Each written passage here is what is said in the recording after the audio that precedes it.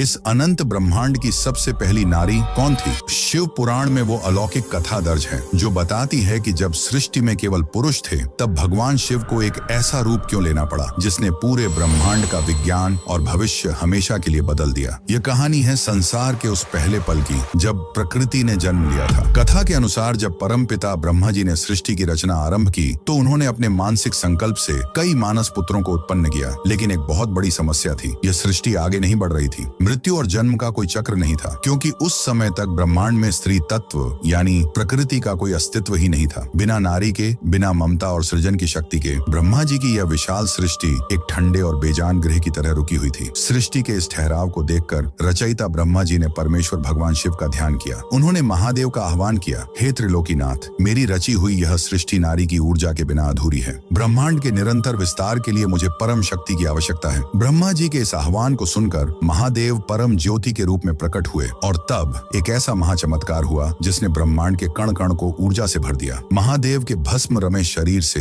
एक अत्यंत दिव्य और सौम्य रोशनी प्रकट हुई। देखते ही देखते भगवान शिव ने अपने ही स्वरूप को दो हिस्सों में विभक्त कर दिया। उनका दाहिना भाग जटाधारी पुरुष रहा और बायां भाग 16 श्रृंगार किए हुए ममतामयी परम शक्ति यानी पूर्ण नारी में बदल गया। ब्रह्मांड ने पहली बार मां के दर्शन किए। ये भगवान शिव का अत्यंत पवित्र अर्धनारीश्वर रूप था। इस रूप से महादेव ने सृष्टि को यह संदेश दिया कि पुरुष और प्रकृति अलग नहीं बल्कि एक ही ऊर्जा के दो रूप हैं। शिव के बिना शक्ति शव है और शक्ति के बिना शिव अधूरे। इसके बाद महादेव के उसी वाम भाग से देवी शिवा अलग हुई और उन्होंने ब्रह्मा जी को सृष्टि सृजन की अलौकिक शक्ति प्रदान की। तब जाकर इस ब्रह्मांड में जीवन का असली चक्र शुरू हुआ और इस ब्रह्मांडीय घटना का सबसे बड़ा साक्ष्य आज भी धरती पर मौजूद है। तमिलनाडु के तिरुचेंगोड़े में स्थित प्राचीन पहाड़ी मंदिर, जहां आज भी भगवान शिव के उसी अर्धनारीश्वर रूप की पूजा होती है जिसने संसार को पहली नारी दी थी। भगवान शिव और माता शक्ति के इस परम पवित्र स्वरूप को नमन करते हुए आज कमेंट्स में पूरे भाव से